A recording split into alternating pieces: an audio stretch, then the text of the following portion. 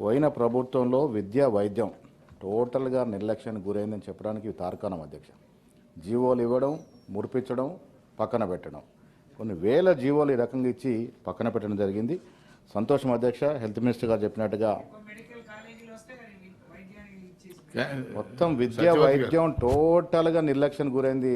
మహేష్ గారు ప్రశ్న జవాబు. అయితే మంత్రి గారు కాంగ్రెస్ ప్రభుత్వం వచ్చిన తర్వాత పేట్ల బుర్జు గాంధీలో పెట్టినారు అధ్యక్ష. మీ ద్వారా మంత్రి గారు విజ్ఞప్తి చేస్తాను, సైన్స్ అండ్ టెక్నాలజీ విపరీతంగా అభివృద్ధి అవుతున్న ఈ తరుణంలో ఎక్కడెక్కడైతే మెడికల్ కళాశాలనో ఉమ్మడి జిల్లాలో అక్కడ కూడా ఈ సెంటర్స్ పెట్టాల్సిందిగా నేను మీ ద్వారా మంత్రి గారిని విజ్ఞప్తి చేస్తా ఉన్నాను. అదేవిధంగా వైద్యం అభివృద్ధి అంటే హైదరాబాద్ అధ్యక్ష, హైదరాబాద్ కాదు, ప్రైమరీ హెల్త్ సెంటర్స్లో minimum needs, minimum medicines, minimum కొత్త తక్కువలో డాక్టర్స్ ఉండే విధంగా చూసుకోవాలి అధ్యక్ష. ప్రతి చిన్నదానికి డిస్ట్రిక్ట్ హెడ్ క్వార్టర్ పోవడము, హైదరాబాద్ రావడం బీదవానికి సాధ్యం కాదు.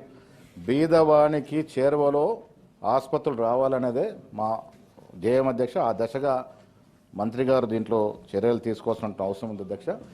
ప్రైమరీ హెల్త్ సెంటర్స్ని ఇంప్రూవ్ చేయాలి. గతంలో మాదిరిగా ప్రజల ముంగిటనే ప్రైమరీ హెల్త్ సెంటర్స్ ఉండాలి.